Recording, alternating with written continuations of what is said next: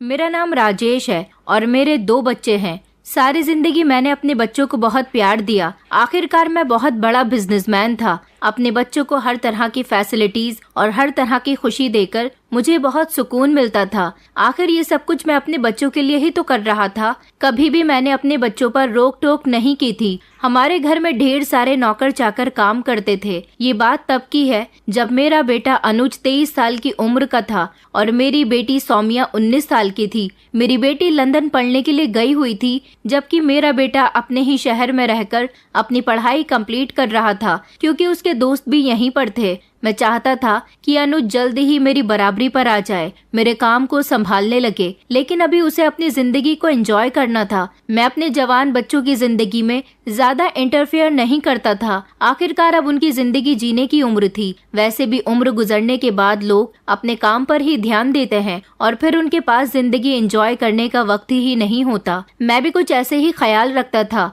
मेरी पत्नी बहुत मॉडर्न ख्याल की थी। वो अपने बच्चों पर कम बल्कि अपनी दोस्तों पर ज्यादा ध्यान देती थी, लेकिन फिर भी मेरे बच्चे अपने पेरेंट्स से बराबर का प्यार करते थे।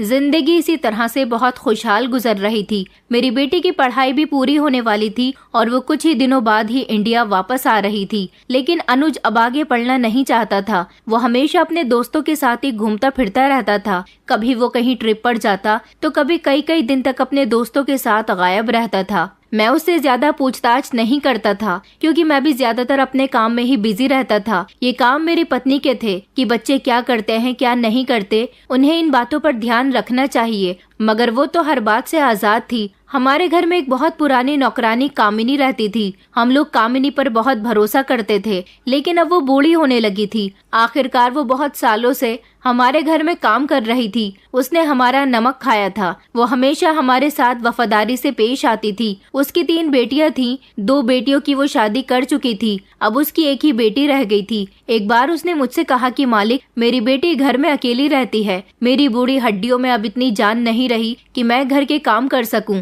मैं चाहती हूँ कि मेरी बेटी को भी आप नौकरी पर रख लो, उसे भी कुछ पैसे दे दिया करो। आखिर उसकी भी तो एक दिन शादी होगी। आप तो जानते हो कि मेरा पति इस दुनिया में नहीं है। मुझे ही अपनी बेटियों की शादी करनी है, उनका अच्छा बुरा देखना है। मैं अपनी 2 बेटियों की शादी तो आपकी मेहरबानी से कर चुकी हूँ, लेकिन अभी मेरी एक बेटी रह गई है। अब मैं चाहती हूँ कि मैं यहाँ आकर अपनी बेटी को सारे काम समझा दूँ।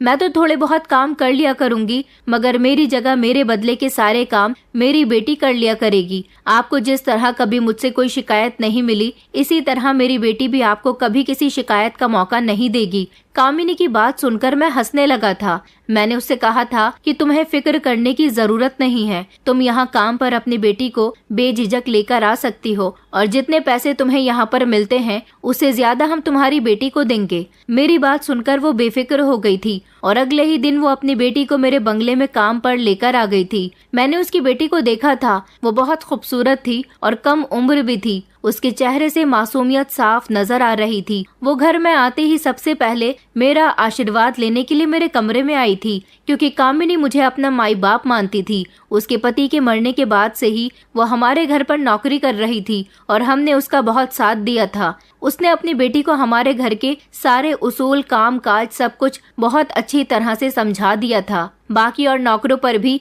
वो निगरानी किया करती थी। उसने अपनी बेटी को मेरी पत्नी से भी मिलवाया था। मेरी पत्नी उसे देखकर बहुत खुश हुई थी। उसकी बेटी को हमारे घर में काम करते हुए अब काफी दिन हो गए थे। उन्हीं दिनों हमारे घर में नौकरों के लिए काम बहुत बढ़ गया था, क्योंकि मेरी बेटी घर वापस आने वाली थी। उसके आने की खुशी में मैंने घर में एक बहुत बड़ी पार्टी अरेंज की थी, जिसमें मैंने अपनी बेटी की स्कूल की और कॉलेज की सारी फ्रेंड्स को बुलाया था और उसमें हमारे काफी सारे रिश्तेदार और बिजनेस पार्टनर्स भी आए हुए थे। मेरी बेटी का वेलकम बहुत धूमधाम से किया गया था। वो हम सबको देखकर बहुत खुश हुई थी और पार्टी भी अच्छी तरह से निपट गई थी। मेरा बेटा भी अपनी बहन के आने पर बहुत खुश था। उसने उसे अगले ही दिन ढेर सारी शॉपिंग करवाई थी। मेरी बेटी जब कामिनी से मिली तो उसने अपनी बेटी की मुलाकात मेरी बेटी से करवाई थी, जिसे देखकर मेरी बेटी बहुत खुश हुई थी। कंगना की आदत सौम्या को बहुत पसंद आई थी, इसलिए उसने उसे अपनी पर्सनल नौकरानी बना लिया था, जो सिर्फ मेरी बेटी के ही काम करे। घर के बाकी के कामों के लिए सौम्या ने बाकी नौकरों से कह दिया था, लेकिन कंगना को उसने सिर्फ अपने लिए ही ट्रेन करना शुरू कर दिया था, क्योंकि जब से मेरी बेटी घर आई थी तभी से उसके दोस्त उससे मिलने के लिए आ रहे थे। तो कभी वो उनके साथ घूमने के लिए जाती थी, तो कभी उसके सारे दोस्त इकट्ठा होकर घर में पार्टी करने के लिए आ जाया करते थे। इस दौरान मेरी बेटी के सारे ही काम कंगना करती थी, क्योंकि कंगना मेरी बेटी को बहुत समझदार लगी थी। वो उसके दोस्तों के सामने बिल्कुल भी नौकरों के जैसे बेवकूफी वाली हरकत नहीं करती थी, बल्कि बहुत संभलकर और समझदारी से उन सबके सामने आती थी। सौम्या का हर छोटा बड़ा काम कंगना ही किया करती थी और धीरे धीरे उन दोनों के बीच में दोस्ती भी हो गई थी, क्योंकि जब मेरी बेटी घर में होती तो वो अपने आप को बोर महसूस करती थी, इसलिए वो कंगना के साथ बातें करने के लिए बैठ जाती थी। मेरी बेटी अब जवान हो रही थी, लेकिन उसकी माँ को इस बात का होश नहीं था। तभी तो मेरी बेटी को कंगना से दोस्ती करनी पड़ गई थी, ताकि घर में रहकर वो बोरियत महसूस न कर सके। मैंने देखा था,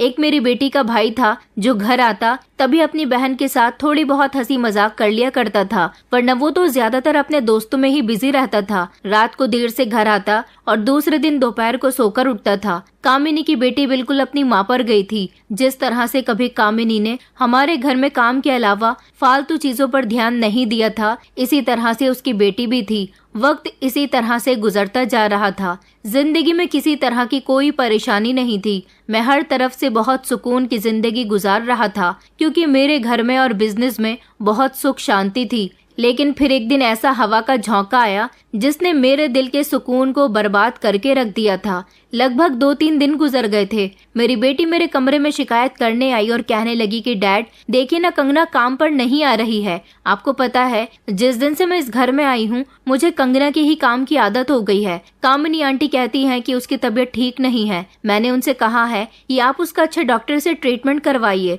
ताकि वो जल्द से जल्द ठीक हो जाए और घर पर वापस आ जाए। मुझे उसकी बहुत बुरी आदत हो गई है। मुझे दूसरी नौकरानियों के हाथ से अपना कोई काम पसंद नहीं आ रहा। मैंने उसी समय कामिनी को बुलाया था और उससे पूछा था कि तुम्हारी बेटी को क्या हुआ। कामिनी की आंखों में आंसू थे। वो कहने लगी कि पता नहीं मालिक, मेरी बेटी को क्या हो गया। 3 दिन से बुखार में जल रही है, डरी डरी सी है, बहुत अजीब अजीब सी हरकतें कर रही है, डॉक्टर के पास जाने के लिए तैयार नहीं है। मैंने उससे कहा तो फिर मैं तुम्हारे घर डॉक्टर भेज देता हूँ। कामिनी कहने लगी कि नहीं मालिक, कंगना मेरी कोई बात सुन ही नहीं रही है। तो सौम्या कहने लगी कि आंटी अगर ऐसी ही बात है तो मैं आपके साथ चलती हूँ। मैं कंगना को समझाऊंगी और कहूंगी कि वो अस्पताल चले और डॉक्टर से अपना ट्रीटमेंट करवाए। मगर कामिनी ने इनकार कर दिया था और कहा था कि उसकी बेटी रो रो कर अपना बुरा हाल कर रही है। अगर उन्होंने जबरदस्ती उसका डॉक्टर से ट्रीटमेंट करवाने की कोशिश की तो वो और ज्यादा परेशान हो जाएगी। लेकिन फिर भी मैंने उसे समझाया था कि तुम अपनी बेटी को समझाने की कोशिश करो, आखिर वो कब तक बीमार रहेगी। ज्यादा तबीयत बिगड़ गई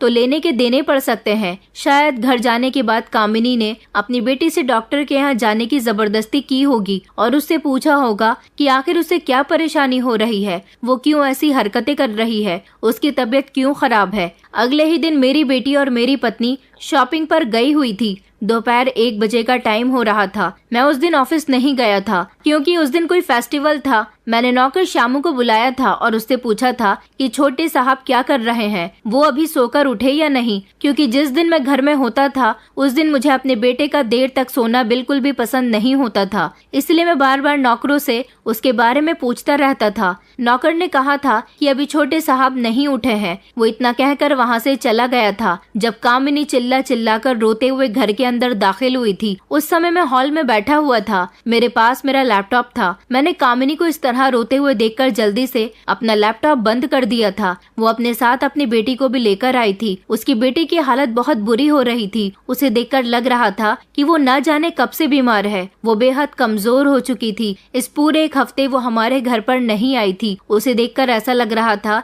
जैसे मैंने उसे बहुत समय के बाद देखा है, क्योंकि उसके चेहरे का रंग भी काला पड़ चुका था। न जाने वो कौन सा सदमा अपने दिल से लगाए बैठी थी। मैंने कामिनी से कहा कि क्या हुआ कामिनी, क्यों रो रही हो। वो मेरे पैरों में गिर गई और रोते हुए कहने लगी कि मालिक गजब हो गया, मेरा सब कुछ बर्बाद हो गया, मेरी बेटी की जिंदगी तबाह हो गई। मैंने अपने पैर उसके हाथों से छुड़ाए थे और उसे कहा था कि अब बताओ भी क्या हुआ है, इस तरह शोर मचाने की क्या जरूरत है, और रोना बंद करो और तसल्ली से बताओ कि क्या हुआ है। उसके शोर मचाने पर घर की और 2-3 नौकरानियां अभी वहां आकर खड़ी हो गई थी। वो कहने लगी कि मालिक मेरी बेटी की इज्जत के साथ खिलवाड़ हुआ है। उसकी बात सुनकर तो मेरे होश ही उड़ गए। गए थे। मैंने कहा, ये तुम क्या कह रही हो? उसने अपनी बेटी का हाथ पकड़कर मेरे आगे किया और कहने लगी कि देखो इसकी हालत इसी वजह से हुई है क्योंकि इसकी इज्जत के साथ खेला गया है। मैंने कहा, कौन है वो इंसान जिसने तुम्हारी बेटी की यह हालत की है? बताओ मुझे, मैं उसे छोड़ूंगा नहीं। वो कहने लगी कि मालिक, मैं आपके आगे हाथ जोड़ती हूँ, मेरी बेटी को इंसाफ जरूर देना। इसके साथ ज्यादती करने वाला इंसान कोई और नहीं बल्कि आपका बेटा है। छोटे साहब ने इसे कहीं मुंह दिखाने लायक नहीं छोड़ा। जब उसने मुझे ये बात कही तो उसके शब्द मेरे कानों को चीर कर मेरे दिमाग तक पहुंचे थे और मेरे दिमाग को एक जोरदार झटका लगा था। वो बार बार रो रो कर कह रही थी कि मेरी बेटी के साथ ऐसा करने वाला इंसान आपका बेटा ही है। छोटे मालिक ने उसकी इज्जत खराब की है। एक हफ्ते पहले वो छोटे मालिक के कमरे में सफाई करने के लिए गई थी, मगर जब उसने देखा कि छोटे मालिक सो रहे हैं तो वो वहाँ से वापस आ रही थी जब छोटे मालिक ने उसे आवाज देकर काम के बहाने से वापस कमरे के अंदर बुला लिया। उन्होंने कमरे का दरवाजा बंद करने के बाद मेरी बेटी के साथ जबरदस्ती की और उसे डराया धमकाया कि वो इस बारे में किसी को ना बताए। मेरी बेटी मासूम है। छोटे साहब ने उसका इस्तेमाल करने के बाद उसे छोड़ दिया। ये इस सदमे को बर्दाश्त न कर सकी और तभी से ही बीमार है। मैं इससे बार बार पूछ रही हूँ कि तुझे क्या परेशानी है। डर की वजह से ये डॉक्टर के पास भी नहीं जा रही थी, मगर आज मैंने इसे अपनी कसम दी और पूछा कि क्या बात है, तू ऐसी क्यों हो गई है, तू क्यों रोई जा रही है? तो इसने मुझे सब कुछ बताया। मैंने तभी चिल्लाकर कहा कि ऐसा नहीं हो सकता, तुम्हारी बेटी झूठ भी तो बोल सकती है, मेरा बेटा ऐसा नहीं है, ये मेरे बेटे पर इल्जाम लगा रही है और तुमने इसकी बात का यकीन कर लिया। कंगना ने मेरे आगे हाथ जोड़े और कहने लगी कि नहीं मालिक, मैं इल्जाम नहीं लगा रही, छोटे साहब ने सच में मेरे साथ जबरदस्ती की है। मैंने कहा कि नहीं नहीं, ऐसा हो ही नहीं सकता, मेरा बेटा तो ज्यादातर घर में रहता ही नहीं है। वो कहने लगी कि मालिक, इसने मुझे बताया है कि काफी दिनों से छोटे साहब की इस पर गंदी नजर थी, मगर ये उनकी गंदी नजर को समझ नहीं पाई थी। उसे तो लगता था कि छोटे साहब बहुत भले इंसान है, मगर छोटे साहब उसके साथ ये सब करेंगे, इस बात का इसे अंदाजा नहीं था। उस समय मुझे अपने कानों पर विश्वास नहीं हो रहा था। मैंने नजर घुमाकर देखा तो नौकरानियां अभी भी खड़ी हुई हमारी बातें सुन रही थी। जब मैंने उन्हें गुस्से से डांट दिया और वहां से जाने के लिए कहा, मैंने कहा, कामिनी, तुम मेरे बेटे को बदनाम कर रही हो। वो कहने लगी कि मालिक, हम गरीबों के पास सच्चाई दिखाने के सबूत नहीं होते, हमारे लिए तो हमारी इज्जत ही हमारी बहुत बड़ी दौलत है। मेरी बेटी के साथ ऐसा हुआ है तभी मैं आपसे कह रही हूँ, वरना मैंने आपका सारी जिंदगी नमक खाया है। मैं आप पर और आपके परिवार पर कभी कोई गलत इल्जाम नहीं लगा सकती। मेरे तो दिमाग की सारी नसें फटने लगी थी, मेरा सर दर्द करने लगा था कि आखिर ये हो क्या रहा है। तभी मैंने अपने बेटे को आवाज लगाई थी। वो ऊपर वाले पोर्शन में था, इसलिए उसे मेरी आवाज नहीं गई तो एक नौकर घबराकर मेरे बेटे को उसके कमरे में जगाने के लिए चला गया था। जब मेरा बेटा कुछ ही मिनट के बाद मलती हुई आंखों से नीचे आया तो मैंने अपने बेटे से कहा था कि क्या तुमने कामिनी की बेटी की इज्जत खराब की है? मेरी बात सुनकर तो मेरा बेटा ऐसे रिएक्शन देने लगा था जैसे वो इस बारे में कुछ जानता ही नहीं हो। उसने कहा, डैड, आप तो जानते हैं कि मैं घर में कितना कम रुकता हूँ, ऐसा तो पॉसिबल ही नहीं है और ये लड़की मुझ पर इल्जाम लगा रही है, ऐसा नहीं हो सकता। कामिनी के साथ साथ उसकी बेटी भी मेरे पैरों में गिर गई और वो कहने लगी कि मालिक, मैं भगवान की कसम खाकर कहती हूँ कि छोटे साहब ने ही मेरे साथ जबरदस्ती की है। मैं चीख रही थी, चिल्ला रही थी, उनसे बार बार कह रही थी कि वो मुझे जाने दे, मुझे छोड़ दे, मगर उन्होंने मेरी एक न सुनी। मैं झूठ नहीं बोल रही और न ही मेरी माँ झूठ बोल रही है। उस लड़की की मासूमियत और उसका एक एक शब्द चीख चीख कर गवाही दे रहा था कि वो सच में झूठ नहीं बोल रही, जबकि मेरे बेटे की नजर में अच्छी तरह से पहचान गया था कि वो मुझसे नजरें चुरा रहा था। इसका मतलब साफ था कि मेरे बेटे ने उसकी बेटी की इज्जत खराब की है। मैं समझ चुका था, क्योंकि मैं कई सालों से कामिनी को जानता था तो अपने बेटे को भी बहुत अच्छी तरह से जानता था। मैं तो इस समय कामिनी से नजरें मिलाने काबिल नहीं रहा था, लेकिन मेरी भी लोगों में रेपुटेशन थी। अपने बेटे की वजह से मैं अपनी इज्जत खराब नहीं करना चाहता था, लेकिन मेरा बेटा बार बार यही कह रहा था कि ये लड़की मुझ पर इल्जाम लगा रही है। ये गरीब लड़कियां होती ही ऐसी हैं, हम अमीर लड़कों को प्यार के जाल में फंसाने की कोशिश करती हैं। उसने कहा कि डैड, ये काफी दिनों से मुझ पर नजर रखे हुए है, मुझे अपने प्यार के जाल में फंसाना चाहती है। मैं जब इसकी बातों में नहीं आया तो इसने मुझ पर ऐसा घिनौना इल्जाम लगा दिया। सबकी बातें सुनने के बाद मैंने कामिनी से कहा था कि अच्छा ठीक है, जो हुआ उसे भूल जाओ, तुम्हें ज्यादा शोर मचाने की जरूरत नहीं है। तसल्ली से मेरी बात सुनो, मुझे बताओ अब तुम क्या चाहती हो। उसने कहा कि मालिक, भला मैं आपसे क्या चाहूंगी, मेरी बेटी के साथ इतना बड़ा हादसा हो गया, इसकी कहीं और शादी भी नहीं हो सकेगी। अगर कहीं इसकी शादी हो भी जाती है तो इसके पति को पता चल जाएगा कि मेरी बेटी शादी से पहले ही अपनी इज्जत खो चुकी है, इसका घर नहीं बस सकेगा। मैं आपके आगे हाथ जोड़ती हूँ, आपके पैर पड़ती हूँ, मेरी बेटी की शादी छोटे साहब के साथ करवा दीजिए, क्योंकि इस परेशानी का एक यही इकलौता हल है। उसकी बात सुनकर मैंने चौंक कर उससे कहा था, ये तुम क्या कह रही हो? इसका मतलब ये हुआ कि तुम अपनी बेटी को इस घर की मालकिन बनाना चाहती हो। मैं अपनी बेटी की शादी कभी भी तुम्हारी बेटी के साथ नहीं करवा सकता। तुम जानती भी हो कि मेरा बेटा ओबराय मल्टीनेशनल कंपनी का इकलौता वारिस है, और ये लड़की क्या है, एक मामूली सी नौकरानी की बेटी जिसकी कोई औकात भी नहीं है। तुम्हारी बेटी के साथ मेरे बेटे का कोई जोड़ नहीं है। कामिनी कहने लगी, मगर मालिक, मेरी बेटी से शादी कौन करेगा? मैंने कहा, मेरे बेटे के साथ तुम्हारी बेटी की शादी नहीं होगी, तुम अपनी बेटी की शादी जहां मर्जी चाहे कर दो। वो कहने लगी, मगर ये तो आपको करना ही होगा, आखिरकार आपके बेटे ने मेरी बेटी की इज्जत खराब की है, मेरी बेटी किसी को मुंह दिखाने लायक नहीं रहेगी। मैंने कहा, अगर मैंने तुम्हारी बेटी को अपने घर की बहू बना लिया तो मैं किसी को मुंह दिखाने लायक नहीं रहूंगा। निकल जाओ अभी और इसी वक्त, इससे पहले कि मैं पुलिस को बुला लूं। मैं तुम्हारी बेटी पर चोरी का इल्जाम लगाकर उसे जेल भेज सकता हूं। मैं कोई गलत कदम ना उठाऊं इससे पहले तुम यहाँ से चली जाओ। मेरी बात सुनकर वो दोनों माँ बेटी फूट फूट कर रोने लगी थी। तभी कंगना ने कामिनी से कहा कि माँ, मैंने तुमसे कहा था ना कि इन अमीर लोगों के सीने में दिल नहीं होता। आप तो कहती थी कि मालिक बहुत अच्छे हैं, हम गरीबों के बारे में बहुत सोचते हैं, मगर यहाँ तो मालिक पहले अपने बेटे के बारे में सोचेंगे। कामिनी दोबारा से मेरे पैर पकड़ने आ रही थी जब मैं पीछे हट गया। उसने अपनी बेटी से कहा कि तुम बिल्कुल ठीक कह रही हो। उसने मेरी तरफ देखकर कहा कि मालिक, मुझे आपसे ऐसी उम्मीद नहीं थी। आपने मेरी बेटी के साथ नाइंसाफी की है। आपका किया आपके आगे जरूर आएगा। मेरी बेटी की जिंदगी बर्बाद करके आपको और आपके बेटे को क्या मिला? मैं तो गरीब औरत हूँ, ये सब कुछ झेल जाऊंगी, मगर आप तो अमीर आदमी हो। जब एक दिन यही सब कुछ आपकी बेटी के साथ होगा तो आपसे बर्दाश्त भी नहीं होगा। तब आपको मेरी तकलीफ का अंदाजा होगा कि मैं अपनी बेटी की परेशानी से कितनी बड़ी तकलीफ से गुजर रही हूँ। आप दोनों ने मेरी बेटी के साथ अच्छा नहीं किया, एक दिन आपकी बेटी के साथ भी ऐसा ही होगा। आपको मेरी बद्दुआ जरूर लगेगी। ये कहकर वो रोती हुई मेरे घर से निकल गई थी, मगर मुझे उस पर बहुत अफसोस हो रहा था। उनके जाने के बाद मेरा बेटा कहने लगा कि डैड, कामिनी आंटी और उनकी बेटी की सारी हकीकत आज आपके सामने खुलकर आ गई। इसलिए तो कहते हैं कि नौकरों को ज्यादा सर पर चढ़ाकर नहीं रखना चाहिए। तभी मैं पीछे पलटा और मैंने अपने बेटे के गाल पर एक जोरदार थप्पड़ मार दिया था।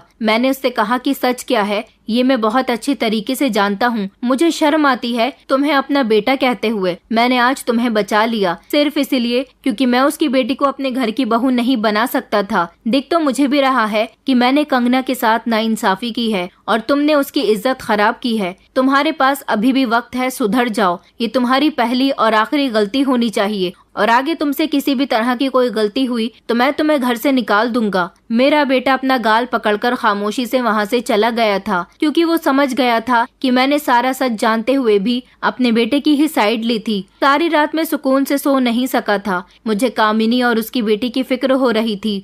मुझे मन ही मन बहुत अफसोस हो रहा था कि मैंने उनके साथ बहुत गलत किया। वो तो मुझे ही अपना सब कुछ मानती थी, तभी तो बड़ी उम्मीद के साथ यहाँ अपनी बेटी का इंसाफ करवाने के लिए आई थी। मेरी बेटी और पत्नी जब घर पर आई तो उन्होंने मुझसे कामिनी और कंगना के बारे में पूछा था। मैंने उनसे कह दिया था कि वो दोनों यहाँ से काम छोड़कर जा चुकी हैं। इसके अलावा मैंने अपनी पत्नी और बेटी को कुछ भी नहीं बताया था। मेरी पत्नी तो खामोश हो गई थी, लेकिन मेरी बेटी ने काफी दिनों तक उन दोनों के बारे में पूछा था। वक्त इसी तरह से गुजरता गया था। मेरा बेटा भी धीरे धीरे संभल गया था, क्योंकि मैंने उसको सुधारने में बहुत मेहनत की थी। मैंने उसके दोस्तों के साथ उठना बैठना, घूमना फिरना सब कुछ बंद करवा दिया था और उसे अपने बिजनेस में ध्यान देने के लिए कहा था। उस दिन जो कुछ भी हुआ था ये सब मेरी पत्नी और बेटी को नहीं पता था। मेरा बेटा भी मेरे सामने आता तो बहुत शर्मिंदा होता था। 3 साल कैसे गुजर गए कुछ पता ही नहीं चला था। शुरू में तो मुझे कामिनी और कंगना की बहुत कमी महसूस हुई थी,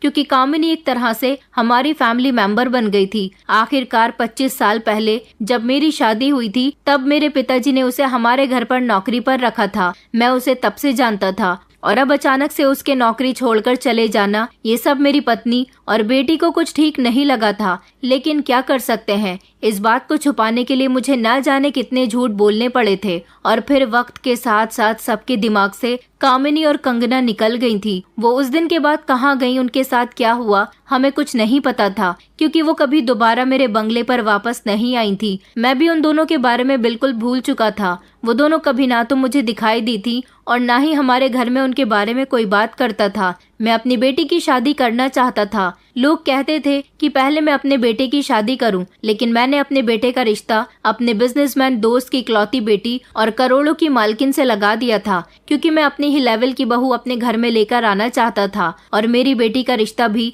मैं ऐसे ही घर में करना चाहता था जो लोग हमारे लेवल के हों। फिर फाइनली मेरी बेटी के लिए भी एक ऐसा ही रिश्ता मिल गया था। मेरी बेटी के ससुराल वाले तो यूरोप में रहते थे, लड़का अकेला ही यहाँ रहता था और अपना सारा बिजनेस वो अकेला ही संभाल रहा था। मुझे वो बहुत पसंद आया था। उसके पेरेंट्स उन दोनों की शादी करवाने के बाद वापस यूरोप चले गए थे, मगर मेरी बेटी और दामाद इसी शहर में रहते थे। कभी कभी मेरे दामाद का यूरोप आना जाना लग जाता था। जब वो यूरोप जाता था तो उसे वहाँ का भी बिजनेस संभालना होता था, क्योंकि उसके डैड ने वहाँ पर भी एक अपनी मल्टीनेशनल कंपनी खोली हुई थी। वो अपने पेरेंट्स का इकलौता बेटा था, इसलिए उस पर चारों तरफ की जिम्मेदारी थी। मेरी बेटी अपनी ससुराल में बहुत खुश रह रही थी। मैं भी बेफिक्र था कि मेरी बेटी को अच्छी ससुराल मिल गई थी, जहाँ पर वो राज कर रही थी। धीरे धीरे मेरी बेटी की शादी को 8 महीने गुजर गए थे। अब मैं 2 महीने बाद अपने बेटे की भी शादी करने वाला था। सब कुछ बिल्कुल ठीक चल रहा था जब एक दिन मेरी बेटी रोते हुए घर आई थी।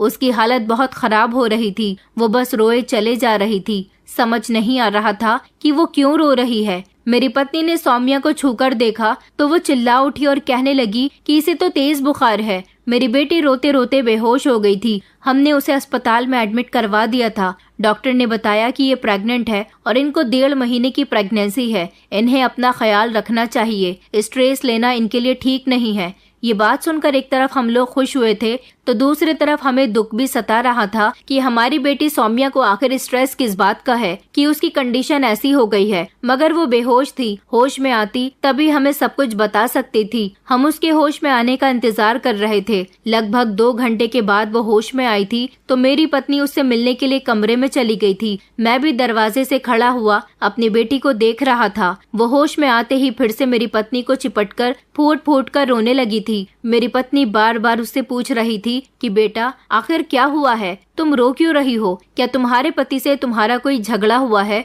मगर वो तो इस समय यूरोप में है। बताओ भी क्या बात है बेटा, हम तुम्हारी वजह से बहुत परेशान हो रहे हैं। फिर मेरी बेटी ने एक ऐसी सच्चाई अपनी माँ को सुनाई थी जो मैं भी दरवाजे से खड़ा हुआ सुन रहा था। लेकिन मुझे वो सब सुनने के बाद ऐसा महसूस हो रहा था जैसे मेरे पैरों के नीचे जमीन ही नहीं है। मुझे अपने कानों पर विश्वास नहीं हो रहा था। मुझे चारों तरफ से बिजली कड़कती हुई नजर आ रही थी। मुझे अपनी जिंदगी बुरी लगने लगी थी। मुझे खुद से अब नफरत महसूस होने लगी थी। मेरी बेटी रोते हुए बता रही थी कि पिछले 2 महीने से उसके घर में मौजूद एक नौकर उसे बहुत परेशान कर रहा है। एक दिन मेरी बेटी अपने कमरे में आराम कर रही थी जब वो नौकर जबरदस्ती उसके कमरे में घुस आया। उसने कमरे का दरवाजा बंद कर लिया और उसके साथ जबरदस्ती की। मेरी बेटी अपने आप को उससे बचा नहीं सकी थी। वो नौकर मेरी बेटी की इज्जत खराब कर चुका था। मेरी बेटी ने उसे धमकी दी थी कि वो सबको उसके बारे में बता देगी, लेकिन उसने उल्टा मेरी बेटी को ही धमका दिया था। उसने कहा था कि अगर आपने ऐसा कुछ भी करने की कोशिश की तो मैं आप पर इल्जाम लगा दूंगा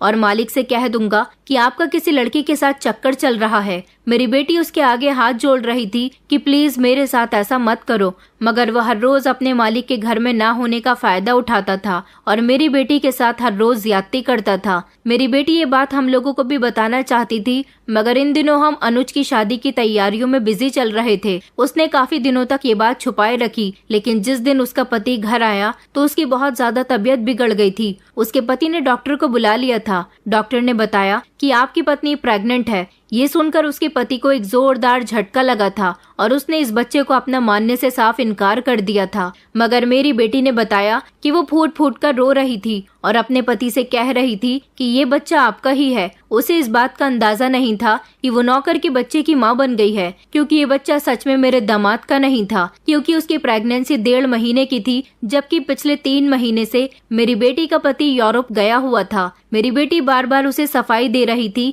कि ये बच्चा सिर्फ और सिर्फ आपका है, लेकिन मेरा दामाद लगातार यही कह रहा था कि ये बच्चा कहीं से कहीं तक भी मेरा नहीं हो सकता। मैं पिछले 3 महीने से यहाँ पर नहीं हूँ और तुम्हारी प्रेगनेंसी 1.5 महीने की है। इस बीच 1.5 महीने में तुम किसके साथ रंगरलियां मनाती रही हो, ये तो तुम ही जानती हो। मैंने तो कभी तुम पर शक भी नहीं किया। मुझे क्या पता था कि तुम मेरी पीठ पीछे मुझे धोखा दे रही हो। अपने पति की सारी बात सुनने और समझने के बाद मेरी बेटी को याद आया था कि इस बच्चे का असल बाप कौन है। मेरी बेटी ने अपने पति को सब कुछ बता दिया था, मगर उसके पति ने उसकी किसी भी बात पर यकीन नहीं किया था। उसने कहा था कि अब अपनी सच्चाई को छुपाने के लिए तुम सारा इल्जाम घर के नौकर पर लगा रही हो। ये नौकर हमारे घर पर पुराना नौकर है, हम इस पर बहुत भरोसा करते हैं, भला वो तुम्हारे साथ ऐसा कभी नहीं कर सकता। मेरी बेटी जोर जोर से रो रही थी। वो चीख चीख कर कह रही थी कि उसके साथ ये सब कुछ नौकर ने ही किया है। जब नौकर भी वहाँ आ गया था और मेरे दामाद ने नौकर से सवाल किया तो वो पूरी बात सुनने के बाद कहने लगा कि नहीं मालिक, ऐसा कैसे हो सकता है। मालकिन तो मेरे लिए मेरी भाभी की तरह है, भला मैं अपनी भाभी पर कैसे गंदी नजर रख सकता हूँ। हाँ, मगर मैं आपको एक ऐसा सच बताना चाहता हूँ जो शायद मुझे नहीं बताना चाहिए। अब बात आपके घर खराब होने पर आ गई है और मैंने आपका नमक खाया है, इसलिए मैं आपके साथ कभी भी गद्दारी नहीं कर सकता। वो नजरें चुराने लगा था। जब मेरे दामाद ने उससे पूछा कि तुम मुझसे नजरें क्यों चुरा रहे हो, बताओ जो भी बात है, तो उसने बताया कि मालकिन से मिलने के लिए आपके पीछे हमेशा घर में एक लड़का आया करता था। मालकिन का उससे अफेयर चल रहा था। ये बात तो मैं काफी दिनों से जानता था। मालकिन उससे मिलने के लिए हमेशा बाहर जाती थी, लेकिन अब वो उन्हें घर में भी बुलाने लगी थी। ये बात सुनकर मेरे दामाद का खून खौल उठा था और उसने मेरी बेटी के थप्पड़ मार दिया था। उसने कहा था कि मुझे तुमसे ऐसी ही उम्मीद थी, तुम खुद ठीक नहीं हो और इल्जाम नौकर पर लगा रही हो। मेरी बेटी बार बार उससे यही कह रही थी कि ये झूठ बोल रहा है, मेरी इज्जत इसने ही खराब की है,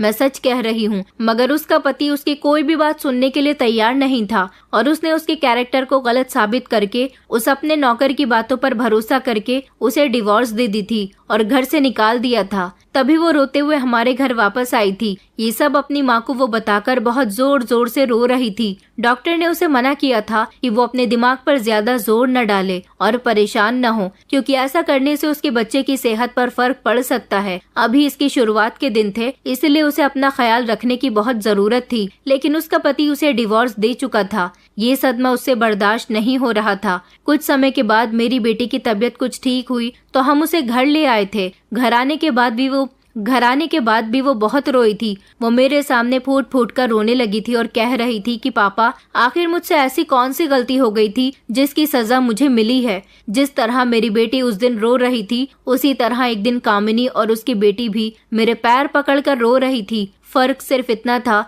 कि वो दोनों मुझसे इंसाफ की उम्मीद लगा रही थी, जबकि मेरी बेटी मुझसे सवाल कर रही थी कि आखिर उसे किस जुर्म की सजा दी गई है। इन 3 सालों में मुझे कभी कामिनी और कंगना की याद नहीं आई थी, लेकिन आज अपनी बेटी की ऐसी हालत देखकर मुझे रियलाइज हुआ था कि कुछ समय पहले मैंने उन दोनों के साथ भी बहुत गलत किया था। कामिनी की बेटी भी कुछ इसी तरह की हवस का शिकार हुई थी और ऐसा करने वाला मेरा बेटा था। मेरा बेटा भी आज अपनी बहन की हालत देखकर बहुत शर्मिंदा हो रहा था। मैंने अपनी बेटी को थामा था और उसे कहा था कि गलती तुमसे नहीं, बल्कि गलती मुझसे और तुम्हारे भाई से हुई है। उसने और उसकी मम्मी ने चौंक कर मुझे देखा था, जिसकी सजा मेरी बेटी को दी गई थी, मगर मेरी बेटी की कोई गलती नहीं थी। मैंने 3 साल पहले हुए उस हादसे के बारे में उन दोनों माँ बेटी को बताया तो उन्हें अपने कानों पर विश्वास नहीं हो रहा था। मेरा बेटा ये सब सुनकर नजर झुकाकर खड़ा हो गया था, क्योंकि वो आज अपनी बहन के सामने नजर मिलाने काबिल नहीं रहा था। सौम्या अपने भाई के पास गई और कहने लगी कि भैया, आज तो आपको कंगना की तकलीफ का अंदाजा हो गया होगा। आखिर आपने उसके साथ ऐसा क्यों किया? आपने जैसा किया था वैसा आपकी बहन को भुगतना पड़ रहा है, जबकि शर्मिंदा तो मैं भी बहुत था। मैं चाहता तो कामिनी की बेटी को अपने घर की बहू बनाकर उसके साथ इंसाफ कर सकता था, मगर मैंने ऐसा नहीं किया। दौलत, रुपया, पैसा ही सब कुछ नहीं होता। आज मुझे इस बात का एहसास हो रहा था। दौलत की वजह से ही मैंने अपनी बेटी की शादी अमीर लड़के के साथ करवा दी थी, मगर मैं ये नहीं जानता था कि अमीर लड़का मेरी बेटी को सिर्फ दौलत दे सकता है, प्यार कभी नहीं दे सकता। उसने बिना सच्चाई जाने ही मेरी बेटी को डिवोर्स देकर घर से निकाल दिया था। अगर मेरी बेटी से प्यार करता होता तो उसकी बात पर यकीन करता, लेकिन एक दिन मैंने भी तो कामिनी की बेटी की बातों पर यकीन नहीं किया था और उन दोनों माँ बेटी को जलील करके इस घर से निकाल दिया था। वो बेचारी न जाने किस किस तकलीफ से गुजरी होगी। यहाँ से जाने के बाद न जाने उन दोनों माँ बेटी का क्या हाल हुआ होगा। कामिनी बार बार रोते हुए कह रही थी कि उसकी बेटी का कभी घर नहीं बस सकेगा,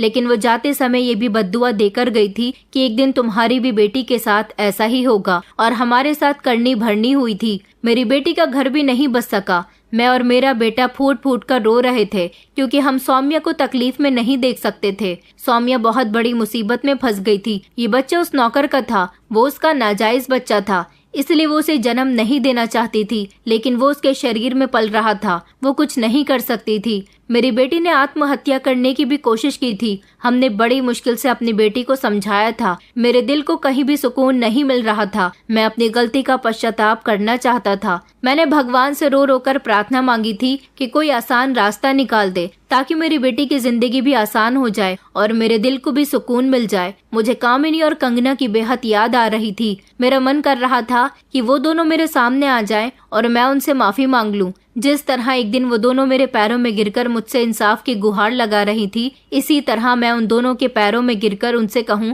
कि वो मुझे माफ कर दें, ताकि मेरी बेटी जिस परेशानी से जूझ रही है वो भी उस परेशानी से निकल जाए। मैंने बड़ी मुश्किल से उन दोनों को ढूंढ निकाला था क्योंकि वो अपना पुराना घर छोड़कर कहीं चली गई थी। वहाँ के लोगों ने बताया था कि उन्होंने वो मोहल्ला ही छोड़ दिया था, लेकिन फिर मैंने अपने कुछ आदमियों को उनको ढूंढने के काम पर लगा दिया था और फिर कुछ समय के बाद मैं इस काम में कामयाब रहा था। जब मुझे मेरे आदमियों ने कामिनी के घर का पता बताया तो मैं फौरन ही वहाँ पर चला गया था और वहाँ जाकर मैंने उन दोनों माँ बेटी के पैर पकड़कर उनसे माफी मांगी थी। मैंने देखा था कि उन दोनों की हालत बहुत खराब थी क्योंकि वो बेचारी बड़ी मुश्किल से अपना गुजारा कर रही थी। कामिनी बहुत बीमार थी, मुझे माफ नहीं कर रही थी, मगर उसकी बेटी ने कहा कि माँ, मालिक को माफ कर दो। उनको अपनी गलती का एहसास हो गया क्योंकि मैंने उनको सब कुछ बता दिया था कि तुम्हारे साथ जो हुआ उसकी सजा मेरे पूरे परिवार को मिल गई। उन दोनों माँ बेटी ने मुझे और मेरे बेटे को माफ कर दिया था, लेकिन मैं अपनी गलती का पश्चाताप करना चाहता था, इसलिए उन दोनों का माफ करना ही मेरे लिए काफी नहीं था। मैंने कामिनी से उसकी बेटी का हाथ अपने बेटे के लिए मांग लिया था। मैंने उससे कहा था कि देर से ही सही, मगर मैं तुम्हारी बेटी के साथ इंसाफ करना चाहता हूँ, उसे अपने घर की बहू बनाना चाहता हूँ, क्योंकि कामिनी की बेटी की अभी तक शादी नहीं हुई थी। मेरी बात सुनकर उसने मेरी बात मान ली थी क्योंकि उन दोनों के हालात बहुत ज्यादा खराब थे। कामिनी को इलाज की सख्त जरूरत थी। उन लोगों पर तो खाने के लाले पड़े हुए थे और ऐसे हालात उनके आगे सिर्फ और सिर्फ मेरी और मेरे बेटे की वजह से आए थे। हम ही ने उनको बर्बाद कर दिया था और फिर अब मैं ही उन लोगों की जिंदगी में दोबारा से सुकून और आराम लाना चाहता था। मैंने कामिनी को अस्पताल में भर्ती करवा दिया था और उसके सामने ही अनुज ने कंगना की मांग में सिंदूर भर दिया था, जिस पर कामिनी को बहुत खुशी हुई थी। अब मेरे दिल को भी कुछ सुकून आया था, लेकिन जब मैं अपनी बेटी की तरफ देखता तो बहुत परेशान हो जाता था क्योंकि मेरी बेटी की कंडीशन एक जिंदा लाश की जैसी हो गई थी।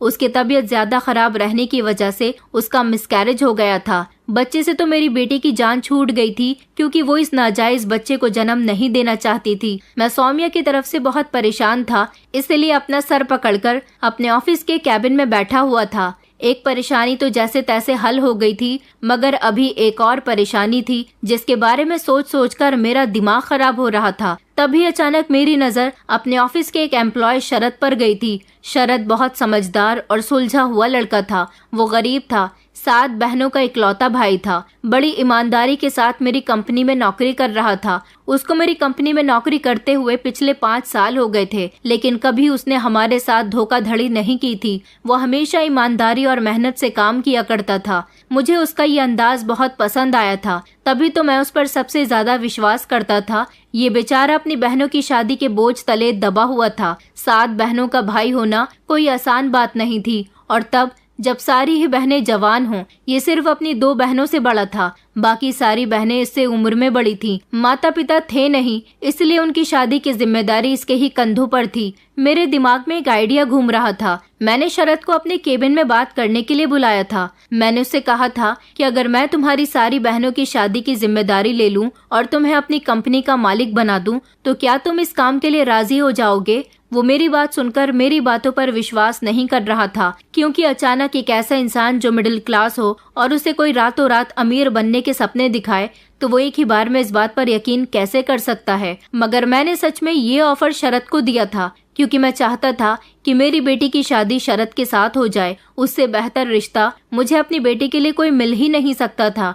शरद बहुत अच्छा लड़का था, इसलिए मैंने ये फैसला किया था, क्योंकि इससे पहले जब मैं अपनी बेटी को अमीर लड़की के हाथों में दे चुका था तो उसका अंजाम मैं भुगत चुका था। कंगना तो मेरे घर की बहू बन गई थी, लेकिन मैं अब शरद को अपना दामाद बनाना चाहता था। मैंने शरद को यकीन दिलाने की कोशिश की कि मैं सच कह रहा हूँ, मजाक नहीं कर रहा। मैंने उसे अपनी बेबसी और अपनी बेटी की लाचारी की पूरी कहानी सुना दी थी, जिसको सुनकर वो बहुत अफसोसमंद हो गया था। लेकिन काफी सोच विचार करने के बाद वो मेरी मदद करने के लिए तैयार भी हो गया था। उसने मुझसे वादा किया था कि वो मेरी बेटी को बहुत खुश रखेगा, मगर उसे बदले में मेरी दौलत नहीं चाहिए। बस वो अपनी बहनों की शादी अच्छे लड़कों के साथ करवाना चाहता था। मैंने उसकी बहनों की शादी अमीर परिवारों में अपनी जिम्मेदारी पर अच्छी जगह करवा दी थी। उसकी बहनें ससुराल में बहुत खुश रह रही थी, जबकि उसकी 2 छोटी बहनें अभी पढ़ाई कर रही थी और उनकी पढ़ाई की भी जिम्मेदारी मैंने ले ली थी। मेरी बेटी ने मेरी मर्जी पर अपना सर झुका दिया था। उसने शरद के साथ शादी तो कर ली थी, मगर वो इस रिश्ते से खुश नहीं थी। लेकिन शादी के बाद जब शरद ने उसे बहुत सारी खुशियां दी, तो वो भी बहुत खुश रहने लगी थी। जो खुशी उसे अपने पहले पति से नहीं मिली थी, वो खुशी उसे अब शरद से मिली थी, और इस तरह मेरी बेटी का भी घर बस गया था। मगर मुझे ये बात रियलाइज हो गई थी कि जैसी करनी वैसी भरनी। इंसान जो करता है उसका बदला उसे दुनिया में ही मिलकर रहता है। अपने बेटे को कभी भी गलत काम करने पर बढ़ावा ना दें, बल्कि अपने बेटे को समझाएं और जो गलती आपके बच्चे करते हैं उसे सुधारने की कोशिश करें, क्योंकि अपनी औलाद के ऐब छुपाकर आप अपने बच्चों के लिए मुसीबत मोल ले रहे हैं। ऊपर वाला सब कुछ देख रहा है, वो दुनिया में ही इंसाफ करने वाला है। दोस्तों, उम्मीद करती हूँ आपको हमारी कहानी पसंद आई होगी। कहानी पसंद आई है तो वीडियो को लाइक करें, चैनल पर नए हैं तो चैनल को सब्सक्राइब करें, और हाँ, नोटिफिकेशन बेल को जरूर दबाएं ताकि अगली अपडेट सबसे पहले आपको मिले।